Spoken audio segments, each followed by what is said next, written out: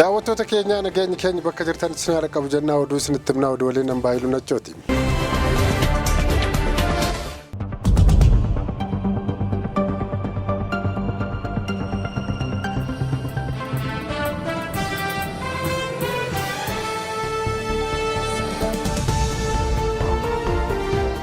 humnoonni finxaaleeyyii faannoo amaaraa jechuun of waaman godina wallagga bahaatti haleellaa raawwachuun lubbuu namaa balleessaniiru. humnoonni finxaaleeyyii faannoo daangaa naannoo oromiyaa ce'uun godina horroo guduruu wallaggaa aanaa amuuruu keessatti godina wallagga bahaa fi godina horroo guduruu wallaggaa aanaa amuuruu keessatti uummata nagaa irratti haleellaa jabaa raawwachaa jiraachuun dhagahameera. haleellaa sanaan uummata nagaa irratti miidhaan qaamaa qaqqabaa jiraachuun ibsameera. haleellaa sanaan wal qabatee jiraattonni naannichaa baay'een qeef qabeenya isaanii irraa buqqaanii godaanuutti argamu jedhameera. keessattuu hidhattoonni finxaaleeyyii faannoo amaaraa jechuun of waaman lakkoofsaan hedduu ta'an magaalaa Gamsaa keessatti miidhaa geessisuunii fi saaminsa bal'aa raawwachuun uummata nagaa qeerraa buqqisaa akka jiranidha kan dhagahame. odeeffannoon haala yeroo magaalaa Gamsaa keessa jiru laalchisee argame akka ibsutti yoo ta'eef lammiileen miidhaan qaamaan raga'e hedduun buufata fayyaa magaalaa Gamsaatti argamuun yaalii fayyaa ariifachiisaa argachaa akka jiranidha kan dhagahame. haalli gaddisiisaan uummata nagaatti mudate kun erga ijoo dubbii miidiyaa hawaasummaa ta'e booda suuraaleen miidhamtootaa gaddisiisaa ta'an toora miidiyaa hawaasummaa irratti bal'inaan naanna'uun uummata biratti gadda uumee jira. odeeffannoo dabalataa godinicha keessaa bahaa akka jirutti yoo ta'eef humnoonni badii kanneen manneenii fi qabeenya dhuunfaa uummataa saamanii akka jiranidha kan dhagahame. jiraattonni naannichaa birmannaa fi poolisii oromiyaa fi milishaan haga tokko yoo qaqqabullee ammallee qaamoleen adda addaa achi keessa socho'an sodaa guddaa akkatti uumedha kan dhagahameeru.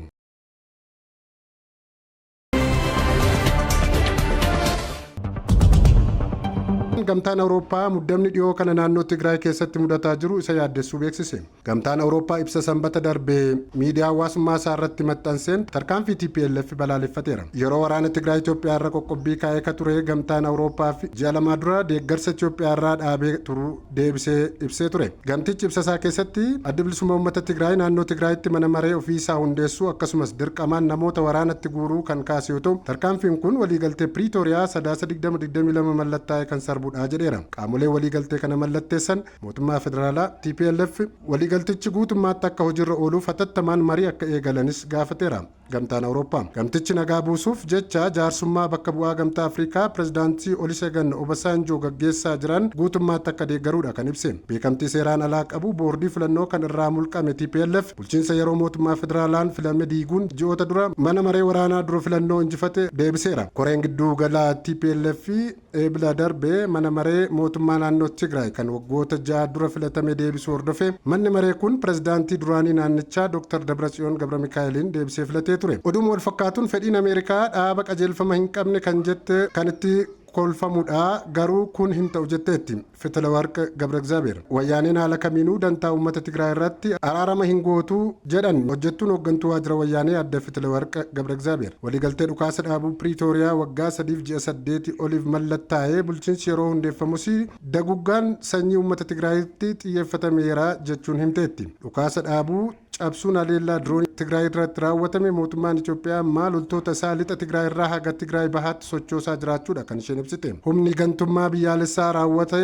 lola Tigraay irratti gaggeessuu fi qabsoo uummata Tigraay dadhabsiisuuf keessatti gahee olaanaa taphachaa jira jechuun mootummaa federaalaa komatteetti. ibsi Ameerikaa fi gamtaan awurooppaa TPLF kennan yakkamaa irratti tumsa uumuuf kan kaayyeffatedha jechuun balaaleffatteetti. hooggantuun kun Ameerikaan qoqqobbii viizaa hardlaayins irratti akka nama dhuunfaatti osoo hin taane pirinsipilii dhaabichaaf akka ta'edha kan himte. fedhiin Ameerikaa dhaaba qajeelfama hin qabne ta'uu fi itti kolfamuudha garuu kun hin ta'u jechuun kufaa taasisteetti. ibsa Ameerikaa fi gamtaan awurooppaa baase kanaan Tigraay keessatti manni maree filatame tokko qofaatu jira jechuunis gamtaa awurooppaa odeeffannoo dogoggoraa ta'uu mala jechuun kufaa taasisteetti. guutummaa Itoophiyaa keessatti humni farra nagaa ta'e humna aangoo irra jirudha kan jette aangawaan kun Itoophiyaan bittinnaa'uu irraa baraaruuf humna biyyaa bulchuu irratti dhiibbaan godhamuu akka qabu hawaasa addunyaa beeksisaa ture jechuun himteetti Moonjoriinoon.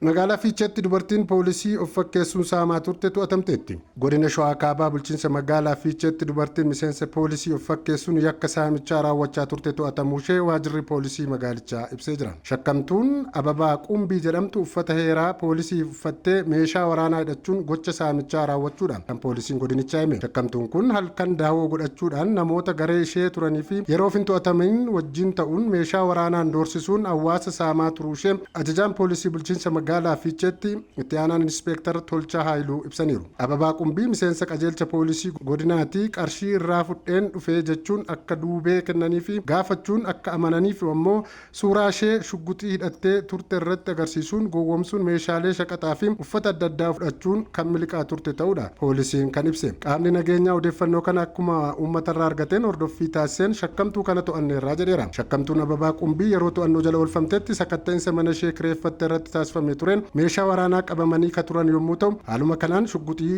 tarkii tokko hidhannoo mudhii firii takka kaartaa kilaashii 2 saanjaa tokkoo fi uffanni poolisii gosti adda addaa akkasumas uleen poolisii tokkos to'atameera jedheera ajajaan poolisii bulchiinsa magaalaa Fiichee.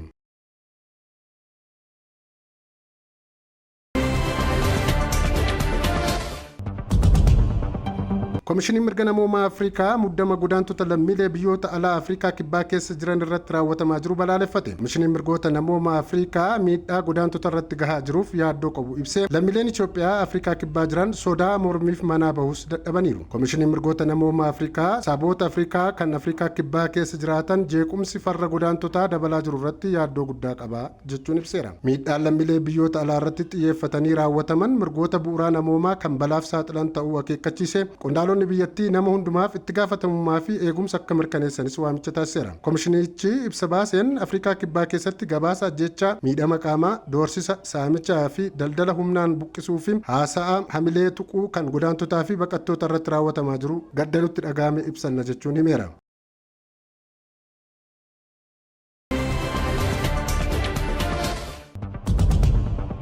Dhibeen Iboolaa Afrikaa hanga doolaara biiliyoona 3 fi kitila 600 baasisuu akka danda'u gamtaan mootummootaa beeksise. Dhaabbanni mootummoota gamtoomanii kibxata kaleessa akka ibsetti yoo ta'eef tatamsa'inni dhibee Iboolaa Afrikaa hanga doolaara biiliyoona 300 fi kitila 600 olitti namoota 100,000 lakkaa'amaniif hojii dhaabsisuu danda'a jedheera. Dabaluunis gamtaan mootummootaa dandeettii misooma naannichaa gufachiisuun gara qisaasama guddina dinagdeetti geessuu malas jechuun ibseera. Tatamsa'inni dhibee Iboolaa akaakuu Boondibigoo jedhamu kan talaallii yookiin qorichi mirkanaa'ee fi hin argamne kun erga caamsaa 15 bara 2026 argamuun ibsamee as Rippaabilika Dimokiraatawaa Koongoo keessatti namoota 1,307 irratti yeroo argamu namoota 377 immoo ajjeesuunsaa mootummoonni gamtoomanii beeksiseera. Lakkoofsi namoota dhibee kanaan qabamanii xiqqaanis Yuugaandaa keessatti kan gabaafame yoo ta'u ogeeyyiin dhibeen kun gara biyyoota ollaarraa kanneen akka Sudaan kibbaa itti tamsa'uu danda'a jechuun akeekkachiisaniiru. Yoo qabeenya qabbanaa'ee fi sochii keenya cimsine tamsa'ina dhibee kanaa to'achuu fi miidhaa dabalataa hambisuu ni dandeenya ka jedhe gamtichi. Kanaafuu uummanni hunduu of eeggannoon ofirraa ittisuu qaba jechuun eereera.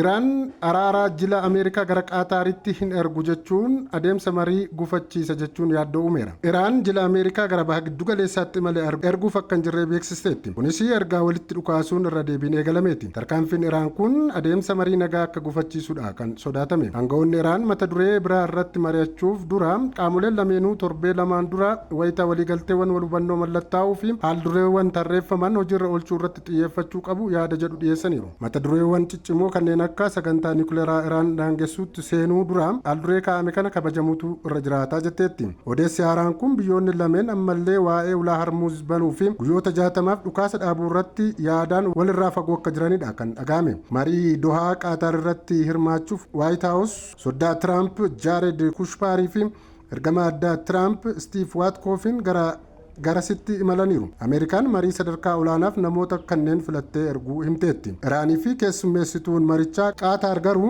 mariisitoota waliin kanneen Iraan bakka bu'uun mari'atan waliin wal arguuf akka hin jirredha kan isaan ibsan. Qaataar akka jettutti yoo ta'e ministeerri muummee biyyattii Sheek Mohammed bin Abdurrahman Al Saaniin jila Ameerikaa ergite Kuusharii fi Waatkoof qofa akka ta'edha kan isheen ibsite. Kan kabajamtoota hordoftoota daawwattoota keenya oduu guyyaa har'aaf qabannee kan maangoo lamnaa waan nu daawwattaniif foraa bulaa jenna.